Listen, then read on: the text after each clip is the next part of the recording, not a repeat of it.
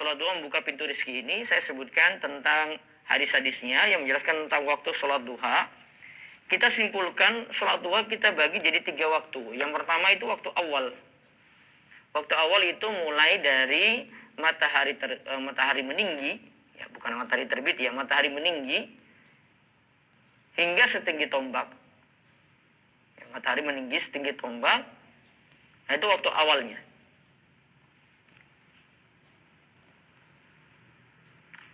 Nah, kalau penjelasan dari para ulama untuk matahari meninggi setinggi tombak tadi itu sekitar 15 menit setelah matahari terbit. 15 menit setelah matahari terbit. Jadi misalnya jamaah tahu ada waktu sholat sebut syuruk atau terbit, nah tambahkan 15 menit. Nah, ketika itu sudah mulai waktu sholat duha. Misalnya di tempat kita sholat, misalnya matahari terbit tempat kita di Jogja misalnya ya, jam 5.50. Ya, jam 5.50. Maka waktu sholat duha dimulainya kapan? Tambahkan 15 menit. Jadi 5.50 tambah 15 menit jadi 6:05. Maka ketika lihat jam 6:05 sudah boleh sholat duha. Ya sudah boleh sholat duha. Dan itu kita anggap sebagai ya sholat isyraq juga. Bagian diam di masjid setelah sholat subuh sampai matahari meninggi, kemudian dilakukan sholat 2 rakaat, nah itu namanya sholat isyraq. Ya, jadi sama waktunya seperti sholat duha. Dan sholat isyraq sejatinya yang saya nanti terangkan dalam buku ini, ya yang saya terangkan dalam buku ini, sejatinya sholat isyraq itu adalah sholat duha itu sendiri. Sholat isyraq itu adalah sholat duha itu sendiri. Terus yang kedua, akhir waktu sholat duha kapan? Akhir waktu itu dekat dengan waktu zawal saat matahari tergelincir ke barat. Ya kira-kira 10 atau 5 menit sebelum waktu zawal matahari tergelincir ke barat. Ya kita katakan ya sekitar 10 menit sebelum zuhur. Itu waktu akhirnya. Maka setelah itu jangan lagi untuk kerjakan sholat duha karena sudah masuk waktu zuhur. Jadi jawabannya kalau ada yang tanya waktu akhirnya kapan?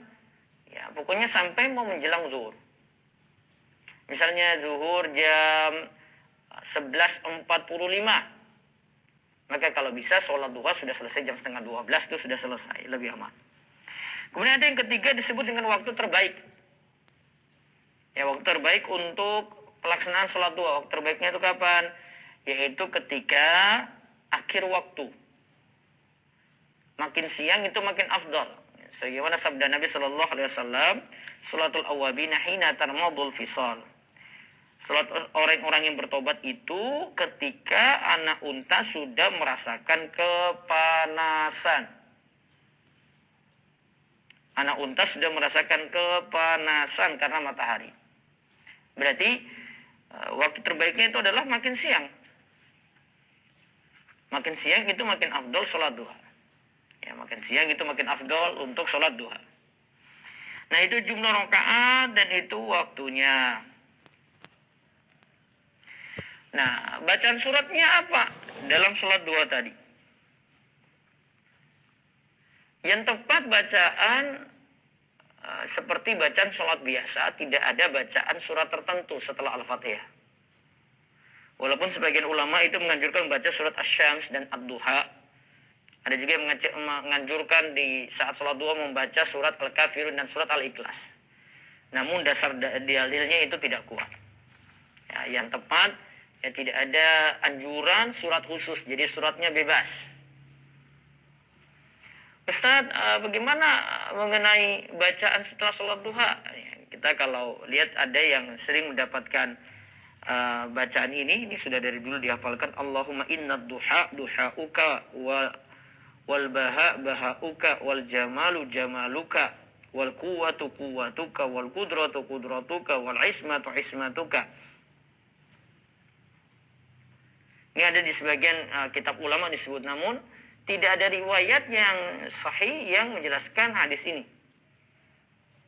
Kalau sekadar anjuran doa saja silahkan gitu, tapi ada dalil yang lebih kuat yang menjelaskan bacaan setelah sholat duha itu adalah membaca Allahumma gfirli wa tub 'alayya innaka antat tawwabur rahim. Allahumma ighfirli wa tub 'alayya innaka antat tawwabur rahim.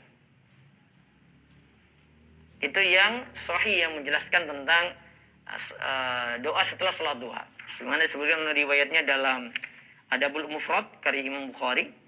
Sanad hadisnya itu sahih. Dari Aisyah radhiyallahu anha, ia berkata bahwa Rasulullah sallallahu alaihi wasallam selesai sholat duha, beliau itu mengucapkan Allahumma ighfirli wa tub 'alayya innaka antat tawwabur rahim. Allahumma ighfirli wa tub 'alayya innaka antat tawwabur rahim. Ya Allah, ampunilah aku dan terimalah tobatku, sesungguhnya Engkau Maha Penerima tobat lagi Maha Penyayang.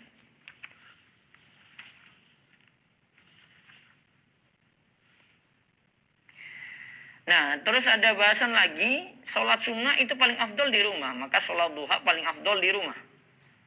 Jadi kalau kita bahas sholat isyraq ya, sholat isyraq yang maksudnya setelah sholat subuh kemudian berdiam di masjid. Namun kalau sholat sunnah secara umum itu dilakukan di rumah. Dalilnya di antaranya ada hadis dari Ibnu Umar radhiyallahu anhuma.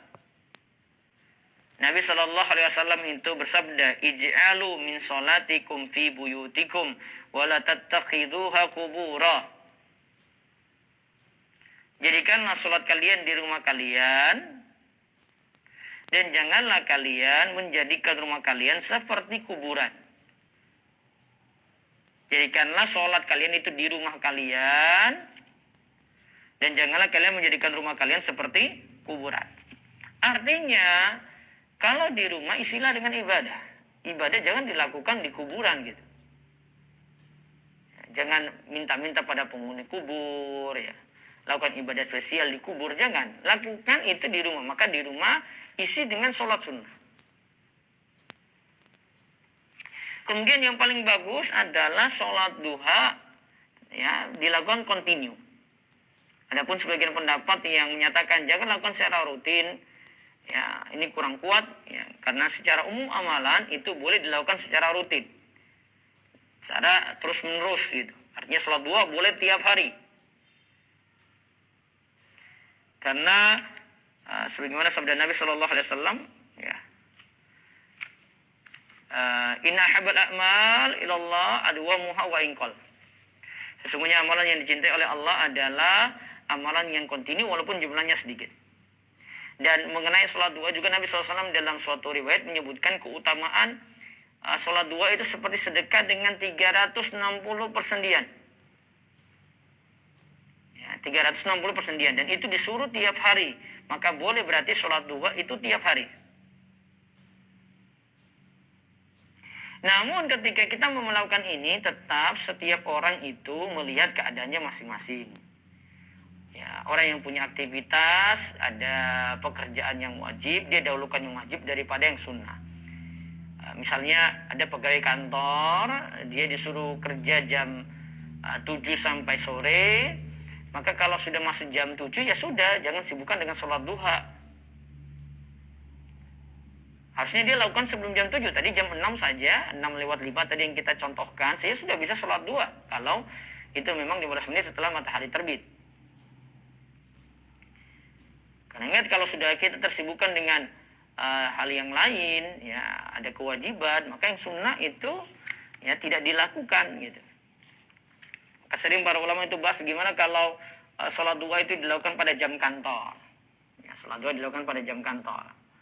Ya ini lihat kalau disuruh kerja ya kerja, jangan sampai ambil waktu kita kerja kemudian dilakukan untuk ibadah gitu. Harusnya lakukan ibadahnya sebelumnya.